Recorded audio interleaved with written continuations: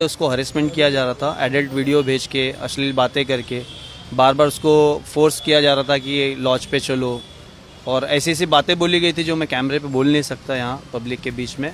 और ये पीरामल जो महालक्ष्मी पीरामल है, वहाँ पे एज अ टेलीकॉलर करके लोग काम कर रहे थे। उसी में एक लड़का था अशरफ सिद्दीकी करके, उसी ने ये सब किया हुआ है। और अशरफ सिद्दीकी ने बहुत क्लीन स्टेटमेंट दिया हुआ है व्हाट्सएप के माध्यम से कि मैंने बहुत सारी हिंदू लड़कियों के साथ ये सब किया है, अगर तुम्हारे भी साथ करूँगा तो उसमें कोई बिगड़ नहीं जाएगा।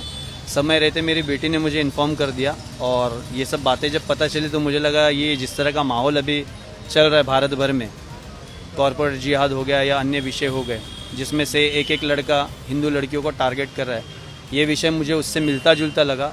इसलिए पुलिस की सहायता से और संगठन की सहायता से इसका पर्दाफाश करने के लिए हम लोग ने 3-4 दिन से इसके पीछे फॉलोअप ले रहे थे, और आज जाके वो लड़का पकड़ा गया है और अभी पुलिस हिरासत में है। और एफआईआर के लिए जिस तरह की हमने प्रयत्न किया था कि होना चाहिए सारी बारीकी से, तो वो सब हुआ है। अभी देखते हैं प्रशासन इसको किस तरह से लेता है और उसके फॉरेंसिक रिपोर्ट में क्या क्या निकलता है। जिस तरह उसने बोला है कि अभी तक उसने बहुत सारी हिंदू लड़कियों के साथ ये सब किया हुआ है, अब उनके मोबाइल से क्या फॉरेंसिक में आता है वो देखना बात। इन्फ्लुएंस कर रहा था कि अगर आप आओगे तो कोई फ़र्क नहीं पड़ता, बहुत सारी हिंदू लड़कियां मुसलमानों के साथ है, तो अब अगर आप भी आ जाओगी तो कोई फ़र्क नहीं पड़ेगा। और इस तरह का उसने स्टेटमेंट दिया है जिसके एविडेंसेस हम लोग ने पुलिस डिपार्टमेंट को दिया हुआ है।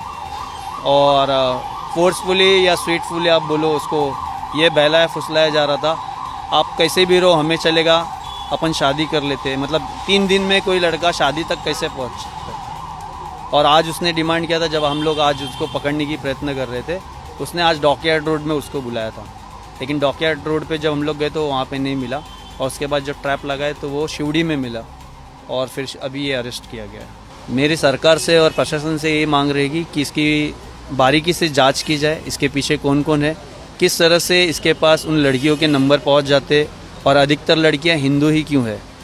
पीरामल की एक दूसरी साइट चल रही है माझगांव में, वहाँ मैंने जाके देखा तो अधिकतर लड़के वो मुसलमान है और अधिकतर लड़कियां वो हिंदू है। ऐसा क्यों? तो ये सब मामला मुझे थोड़ा गलत दिशा में जाते हुए दिख रहा है, इसलिए प्रशासन से मांग रही कि इसकी जांच पड़ताल बारीकी से हो, उसकी फॉरेंसिक रिपोर्ट निकाली जाए और देखा जाए कि कौन कौन लोग इसमें इन्वॉल्व है, और कितनी हिंदू लड़कियों के साथ इसने इस तरह की हरकत किया है, और कितने लोगों को इसने हरेसमेंट करके दुर्व्यवहार किया है। उसने स्टेटमेंट में बहुत क्लियर बोला हुआ है कि मैंने बहुत सारे लड़कियों को लॉज पे लेके जाके ये सब किया है। अब प्रशासन से यही मांग रहेगी जिन लड़कियों के, तो उसकी जाँच पड़ताल हो, और मेरी बेटी समय रहते ये सब उजागर कर सकी, मुझे बताए, और संगठन के माध्यम से और पुलिस प्रशासन के माध्यम से हम लोग समय